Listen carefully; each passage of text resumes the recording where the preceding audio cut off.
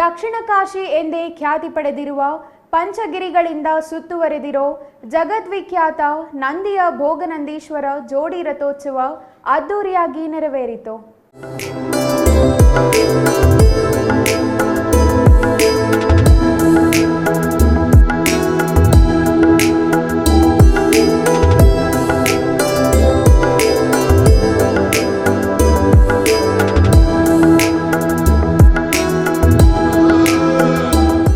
ಮಹಾಶಿವರಾತ್ರಿಯ ಮಾರನೇ ದಿನ ನಡೆಯುವ ನಂದಿ ಜೋಡಿ ರಥೋತ್ಸವದಲ್ಲಿ ಅಸಂಖ್ಯಾತ ಭಕ್ತರು ಪಾಲ್ಗೊಂಡು ದೇವರ ಕೃಪೆಗೆ ಪಾತ್ರರಾದರ.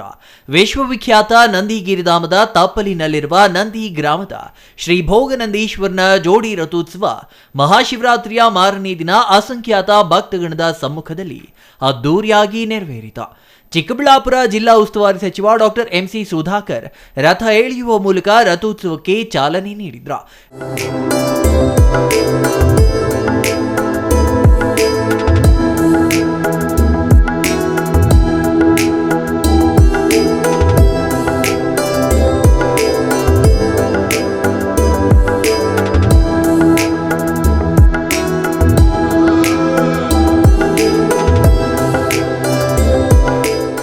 ನಾವು ಇಲ್ಲಿ ಇವಾಗ ನಂದಿ ದೇವಸ್ಥಾನ ತೋರಿಸ್ತಾ ಇರ್ಬೋದು. ಇವತ್ತು ನೆನ್ನೆ ಶಿವರಾತ್ರಿ ಆಯಿತು, ಇವತ್ತು ಬ್ರಹ್ಮ ರಥೋತ್ಸವ ನಡೀತಿದೆ. ತೇರು ಹೋಗಿದೆ ಆಗಲೇ, ಫುಲ್ ದೇವಸ್ಥಾನ ಪ್ರಾಕಾರ ಬರುತ್ತೆ. ಇಲ್ಲಿ ಒಂದು ಚಿಕ್ಕ ತೇರು ದೊಡ್ಡ ತೇರು ಅಂತ ಮಾಡ್ತಾರೆ. ಸೊ ಇವಾಗ ಇನ್ನೇನು ಈ ಕಡೆ ದೇವಸ್ಥಾನ ಹತ್ರನೇ ಇದೆ. ಬರೋ ಅಷ್ಟರಲ್ಲಿ 3 o'clock ಆಗುತ್ತೆ. ತುಂಬ ಜನ ಅಂದರೆ ಇದ್ದಾರೆ. ನೆನ್ನೆನೂ ತುಂಬ ಜನ ಇದ್ದರು. ನೆನ್ನೆ ಇಲ್ಲಿ ಕಾರ್ಯಕ್ರಮಗಳು ಎಲ್ಲ ನಡೀತಿತ್ತು. ಜಾಗರಣೆ ಮಾಡೋರು ಜಾಗರಣೆ ಮಾಡಿಕೊಂಡು ನಾಟಕ ಎಲ್ಲ ನಡೀತಿತ್ತು. ಇವತ್ತು ತುಂಬ ಜನ ಇದ್ದಾರೆ. ತೇರ ಹತ್ರ ಅರ್ಧ ಜನ ಹೋಗಿದ್ದಾರೆ. ನೀವು ನೋಡ್ಬೋದು, ತುಂಬ ಜನ ಇದ್ದಾರೆ. ದೇವ್ರ ದರ್ಶನಕ್ಕೆ ತುಂಬ ಜನ ಬರ್ತಾನೆ ಇದ್ದಾರೆ. ಬೇರೆ ಬೇರೆ ಊರಿಂದನೂ ಬರ್ತಾರೆ. ಆಂಧ್ರ ಪ್ರದೇಶದಿಂದ, ತಮಿಳ್ನಾಡುವಿಂದ ಎಲ್ಲರೂ ಬರ್ತಾರೆ. ಮತ್ತು ಈ ದೇವಸ್ಥಾನದ ಏನು ಸ್ಪೆಷಲ್ ಅಂದರೆ, ತುಂಬ ವರ್ಷಗಳಿಂದ ಚೋಳ ರಾಜರು ನಡ್ಸ್ಕೊಂಬಂದಿರೋದು ರೀತಿಯಿಂದನೇ ಇವಾಗಲೂ ನಡ್ಸ್ಕೊಂಬರ್ತಾ ಇರೋದು. ತೇರಾಗಿರ್ಬೋದು ಎಲ್ಲನೂ ಏನು ರೂಲ್ಸ್ ಅದೇ ಇದೆ, ಅದನ್ನೇ ನಡ್ಸ್ಕೊಂಬರ್ತಾ ಇದ್ದಾರೆ. ಸೊ ಇದು ತುಂಬಾ ಸ್ಪೆಷಲು. ಮತ್ತು ಇಲ್ಲಿ ಉಗ್ರ ಗಣಪತಿ ಇದೆ. ಅಲ್ಲಿ ಎಲ್ಲೂ ಆಲ್ಮೋಸ್ಟ್ ನೋಡೋಕ್ಕಾಗಲ್ಲ ಉಗ್ರ ಗಣಪತಿನ. ಇಲ್ಲಿ ಉಗ್ರ ಗಣಪತಿ ಕೂಡ ಇದ್ದಾರೆ. ಸೊ ತುಂಬ ಸ್ಪೆಷಲ್. ನಂದಿ ಜಾತ್ರೆ ಅಂದರೆ ತುಂಬ ಸ್ಪೆಷಲ್ಲು. ರಾಜ್ಯ ಬರದಿಂದ ತತ್ತರಿಸಿರುವ ಹಿನ್ನೆಲೆಯಲ್ಲಿ ಪರಶಿವನ ಕೃಪೆಯಿಂದ ನಾಡಿನಲ್ಲಿ ಉತ್ತಮ ಮಳೆ ಬೆಳೆಯೊಂದಿಗೆ ಸುಖ ಸಮೃದ್ಧಿ ಪ್ರಾಪ್ತಿಯಾಗಲಿ ಅಂತ ಪ್ರಾರ್ಥಿಸಲಾಯಿತು. ನಾಡಿನಲ್ಲಿ ವಿಶೇಷ ಎಂಬಂತೆ ಗಿರಿಜಾಂಬ ಸಮೇತ ಗಣಪತಿಯ ರಥೋತ್ಸವ ಮುಂದೆ ಸಾಗಿದ್ರೆ, ಹಿಂದೆ ಭೋಗನಂದೀಶ್ವರನ ರಥೋತ್ಸವ ಜೊತೆಯಾಗಿ ಎಳೆಯಲಾಯಿತು. ರಥೋತ್ಸವದ ಪ್ರಯುಕ್ತ ಭೋಗನಂದೀಶ್ವರನಿಗೆ ವಿಶೇಷ ಪೂಜಾ ಕೈಂಕರ್ಯಗಳನ್ನು ಹಮ್ಮಿಕೊಳ್ಳಲಾಗಿತ್ತು.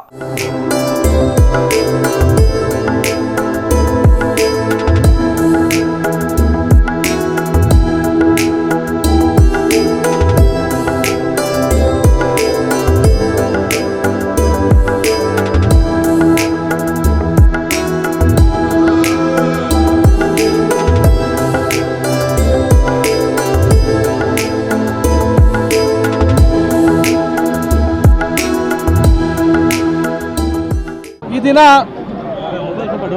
ನಂದಿಯ ಭೋಗನಂದೀಶ್ವರ ದೇವರ ಸನ್ನಿಧಾನದಲ್ಲಿ ಶಿವರಾತ್ರಿಯ ಪ್ರಯುಕ್ತ ಇದುವರೆಗೂ ಬಹಳ ವಿಜೃಂಭಣೆಯಿಂದ ನಡೀತಾ ಇರ್ತಕ್ಕಂಥ ಈ ಒಂದು 2 ರಥಗಳ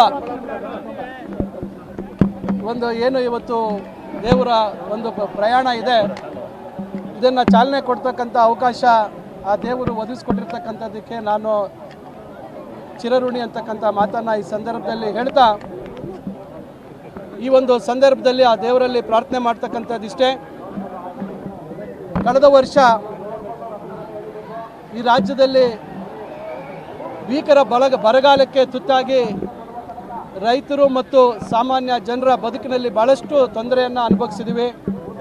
ಈ ವರ್ಷ ಭೋಗನಂದೀಶ್ವರನ ಆಶೀರ್ವಾದದಿಂದ ಒಳ್ಳೆ ಮಳೆ ಬೆಳೆ ಆಗಲಿ, ರೈತರ ಬದುಕಿನಲ್ಲಿ ಹಸನಾಗಲಿ ಅಂತಕ್ಕಂಥದ್ದನ್ನು ಮತ್ತು ಇತರೆ ನಾಗರಿಕರ ಬದುಕಿನಲ್ಲಿ ಬದಲಾವಣೆ ಆಗಲಿ ಅಂತಕ್ಕಂಥ ಒಂದು ಪ್ರಾರ್ಥನೆಯನ್ನು ಈ ಸಂದರ್ಭದಲ್ಲಿ ನಾನು ಪ್ರಾರ್ಥನೆಯನ್ನು ಮಾಡ್ತಾ, ಮತ್ತು ಈ ಒಂದು ಸಂದರ್ಭದಲ್ಲಿ ಬಹಳ ಹೆಚ್ಚಿನ ಭಕ್ತಾದಿಗಳು ಇಲ್ಲಿ ಭಾಗವಹಿಸಿದ್ದಾರೆ.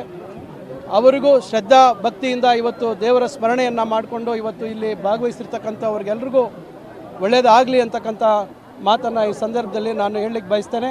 ಕಳೆದ ಕೆಲ ದಿನಗಳಿಂದ ಸಚಿವರ ಜೊತೆಗೆ ಮುನಿಸಿಕೊಂಡಿದ್ದ ಶಾಸಕ ಪ್ರದೀಪ್ ಈಶ್ವರ್ ಜೋಡಿ ರಥೋತ್ಸವದ ಪ್ರಯುಕ್ತ ಸಚಿವರಿಗೆ ಜೋಡಿಯಾದರೆ ಆಹಾರ ಸಚಿವ ಕೆಎಚ್ ಮುನಿಯಪ್ಪ ಪ್ರತ್ಯೇಕವಾಗಿ ರಥ ಎಳೆಯುವ ಮೂಲಕ ದೇವರ ಮುಂದೆಯೂ ರಾಜಕೀಯ ಚರ್ಚೆಗೆ ಗ್ರಾಸವಾಗಿದ್ರ.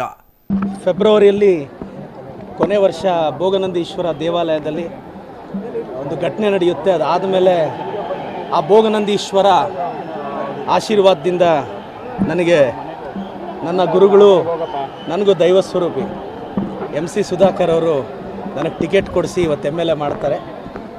ಸೊ ನನ್ನ ಗುರುಗಳಿಗೆ ದೇವರಿಗೆ ಧನ್ಯವಾದ ಅರ್ಪಿಸ್ತಾ, MC ಸಾಹೇಬರು, ನಾನು ಚಿಂತಾಮಣಿ ಚಿಕ್ಕಬಳ್ಳಾಪುರ ಎಲ್ಲಿವರೆಗೂ ಜನರಲ್ ಇರುತ್ತೋ ಅಲ್ಲಿವರೆಗೂ ನಾವೇ ಈ ತೇರನ್ನು ಎಳಿತೀವಿ ಅಂತ, ತೇರನ್ನು ಎಳೆಯೋ ಅವಕಾಶ ದೇವ್ರು ಕೊಡಬೇಕು ಅಂತ ದೇವರಲ್ಲಿ ಪ್ರಾರ್ಥಿಸಿದ್ದೀನಿ. ನನ್ನ ಚಿಕ್ಕಬಳ್ಳಾಪುರ ಅಭಿವೃದ್ಧಿ ಆಗಲಿ, ಇನ್ನೂ ಉನ್ನತ ಮಟ್ಟಕ್ಕೆ ನನಗೆ MC ಸುಧಾಕರ್ ಸಾಹೇಬರು, ಕೃಷ್ಣ ಬೈರೇಗೌಡ ಸಾಹೇಬರು ಭಾಳ ದೊಡ್ಡ ಸೋರ್ಸ್ ಆಫ್ ಇನ್ಸ್ಪಿರೇಷನು. ಇವರಿಬ್ಬರು ಒಂದು ದಿನ ಕೃಷ್ಣ ಬೈರೇಗೌಡ ಸಾಹೇಬರು, MC ಸಾಹೇಬರು ಈ ರಾಜ್ಯಕ್ಕೆ ಮುಖ್ಯಮಂತ್ರಿ ಆಗಲಿ ಅಂತ ಕೋರ್ಕೊಂಡಿದ್ದೀನಿ ಸರ್. ಒಟ್ಟಿನಲ್ಲಿ ಶಿವರಾತ್ರಿಯ ಮರುದಿನ ನಡೆಯುವ ನಂದಿಯ ಭೋಗನಂದೀಶ್ವರನ ರಥೋತ್ಸವದಲ್ಲಿ ರಾಜ್ಯ ಹಾಗೂ ನೆರೆ ರಾಜ್ಯಗಳಿಂದ ಅಸಂಖ್ಯಾತ ಭಕ್ತರು ದೇವರ ಕೃಪೆಗೆ ಪಾತ್ರರಾದರ. ಇನ್ನು ಅನ್ನ ಸಂತರ್ಪಣೆ, ಪಾನಕ, ಮಜ್ಜಿಗೆ ವ್ಯವಸ್ಥೆಯನ್ನ ಭಕ್ತರಿಗಾಗಿ ಕಲ್ಪಿಸಲಾಗಿತ್ತ. Praveen, CTV news, Chikkaballapur.